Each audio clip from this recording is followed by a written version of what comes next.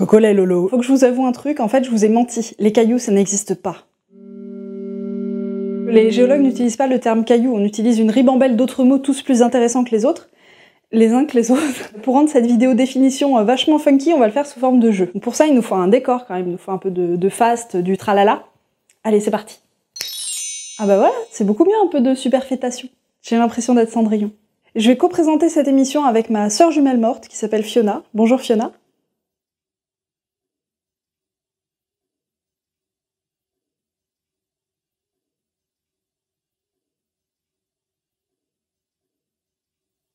Elle est si paisible. Et comme je suis quelqu'un de très bien, j'ai décidé de vous faire participer à cette vidéo, et donc j'ai laissé un tweet et un message Facebook pour vous demander comment vous appelleriez un caillou si vous étiez géologue. Dieu vous en garde. Vous avez été très nombreux à participer, donc je vous remercie beaucoup. Je remercie aussi tous mes faux comptes. On va pouvoir dépioter toutes vos réponses ensemble. Allez, générique.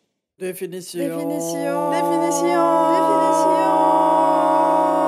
Définition. Ah, cette musique me transporte à chaque fois. Donc notre première participation, c'est une roche. C'est effectivement le terme qu'utilisent les géologues pour parler d'un caillou la plupart du temps. Donc si vous devez retenir qu'un seul mot, bah retenez celui-là. En fait, une roche, c'est un agrégat de plein de trucs. Alors imaginez, c'est genre un cake aux olives, où les olives seraient des fossiles ou des minéraux, ou ce genre de trucs. Donc il y a des éléments qu'on peut voir à l'œil nu, et d'autres qu'on voit pas, mais qui donnent du goût, alors qui donnent de la texture. Donc une roche, c'est, comme vous avez dit vous-même, c'est un assemblage de minéraux. Et si on connaît exactement la composition d'une roche, on peut l'appeler par son petit nom. Par exemple, si ça a cette gueule-là et que ça contient ces minéraux-là, bah vous pouvez l'appeler granit. Maintenant, vous avez proposé spécimen ou échantillon. Ça marche aussi si vous voulez parler exactement du caillou que vous tenez dans la main à un moment précis. Donc genre, ça, c'est un magnifique spécimen de... je sais pas du tout, mais c'est très beau. Donc un échantillon, c'est en gros une unité qui donne idée du tout. Par exemple, un échantillon de basalte en l'occurrence, ou de granit, ou ce que vous voulez. J'arrête de dire ce que vous voulez tout le temps. Donc si vous voulez avoir l'air snob en toutes circonstances, vous pouvez vous baisser, prendre n'importe quel caillou qui est là, et dire « Ouh, cet échantillon a l'air fort appétant ». Et... La participation suivante nous vient de Dave, qui nous parle de c'est des minéraux putain. Alors effectivement, minéraux ça marche aussi, surtout si vous êtes minéralogiste. Un minéral c'est ce qu'on appelle un solide homogène, naturel la plupart du temps, qui est caractérisé par un arrangement cristallin, ces atomes qui sont bien rangés, et aussi une composition chimique déterminée. Donc par exemple, si vous me dites calcite, je vous dis bam, CaCO3. Si vous me dites barite, je vous dis BaSO4. Oui, BaSO4. On classe les minéraux en fonction de leur composition chimique, donc par exemple s'ils contiennent du bore, on les appelle des borates, ou s'ils contiennent de la silice, on les appelle des silicates. Et à l'intérieur de ces familles-là, on les réorganise en fonction de leur structure atomique. Par exemple pour les silicates, ceux qui sont faits de chaînes d'atomes qui suivent les uns après les autres, ça on les appelle les nésosilicates. Le zircon par exemple en fait partie. Ou alors, je vous avais parlé aussi dans la dernière vidéo des argiles qui sont faites de feuillets, ce qu'on appelle les phyllosilicates, comme le mica.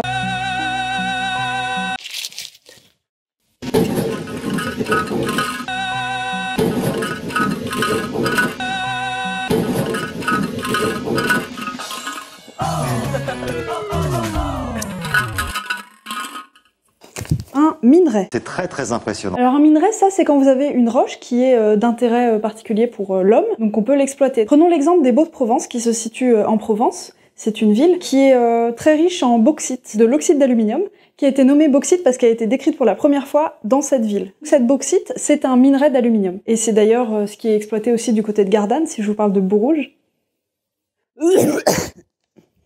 Alors ensuite nous avons une pierre. Alors une pierre ça c'est comme caillou, c'est pas possible, sauf si vous êtes joaillier. Alors à ce moment-là ça marche parce que les joailliers parlent de pierres précieuses, on parle plus généralement de gemmes. Les gemmes c'est des minéraux qui sont très transparents et très purs, et comme ça on peut en faire des bijoux. Dans l'eau on a les 4 Spice Girls des gemmes, le diamant, l'émeraude, le rubis et le saphir. C'est les pierres précieuses. En deuxième on a les poulies d'or des gemmes, c'est les pierres semi-précieuses, qu'on peut plus appeler comme ça, c'est interdit. Et donc maintenant on les appelle les pierres fines. Donc là, il y en a plein. Elles sont elles sont transparentes, elles sont jolies, mais bon, c'est pas des pierres précieuses, quoi.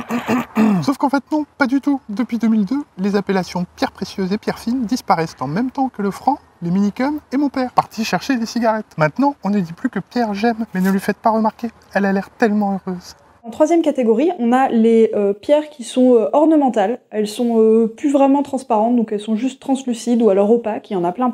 Et il y a aussi des pierres qui sont ornementales et qui sont d'origine organique, ça veut dire qu'elles sont fabriquées par des êtres vivants, ça je trouve ça trop cool. L'ambre par exemple, qui est de la résine d'arbre fossilisée, les perles aussi, et le corail rouge. Tout ça c'est considéré comme des pierres ornementales par les joailliers.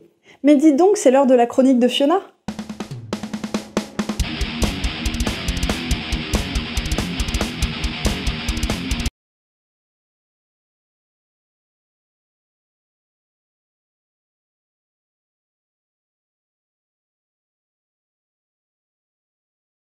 Merci Fiona pour ce regard toujours très acéré sur le monde qui nous entoure. La prochaine contribution nous vient d'un fidèle lecteur du Var qui nous parle des cristaux. Alors un cristal, oui, c'est un cristal, oui.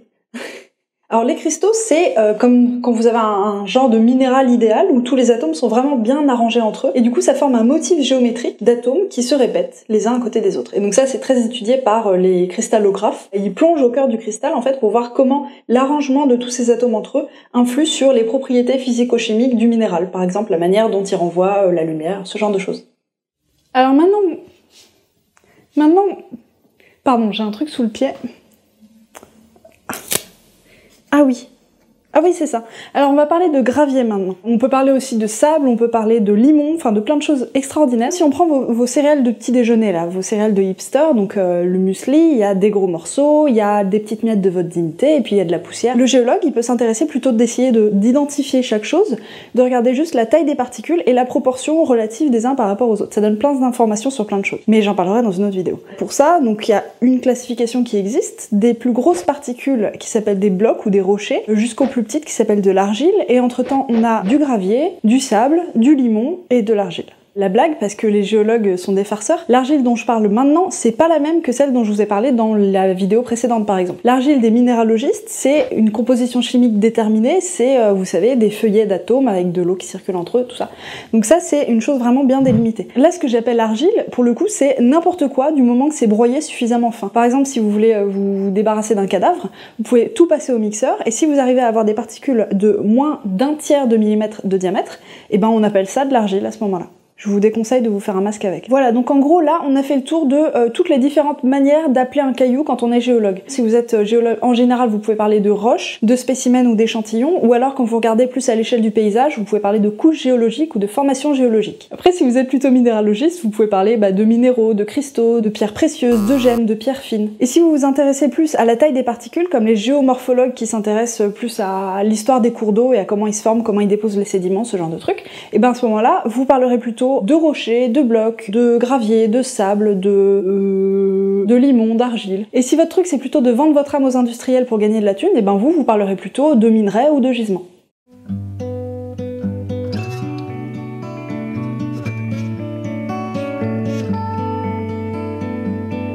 Bloc, matériaux, minéral, roche, gravier, matériaux, roche, bloc, Minéral. poutre, herbe, corbeau, arbre, sol, banc, valentin, arbre, doigt, pigeon. Symbole de la suprématie des francs-maçons Illuminati qui nous gouvernent dans l'ombre.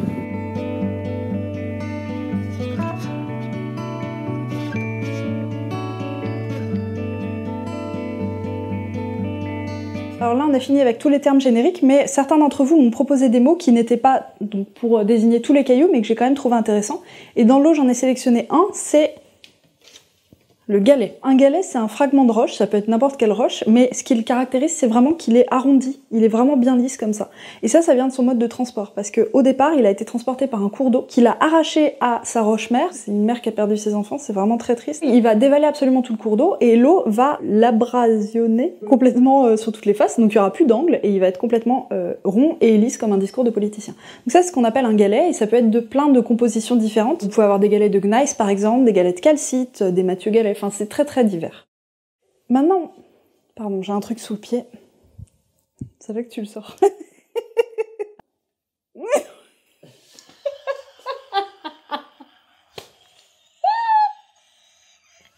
Et avant de nous quitter, je donne la réponse à la question de la semaine dernière. Si vous avez bien été attentif, la réponse était le merlu. Voilà, merci de votre attention. Merci aux aimables tipeurs qui regardent des pubs pour remplir notre piscine de pièces de 1 franc, de DVD, des minicums et de mon père, parti chercher des cigarettes. I'm alive, she said at the top of her lungs. And I could cry, but I won't.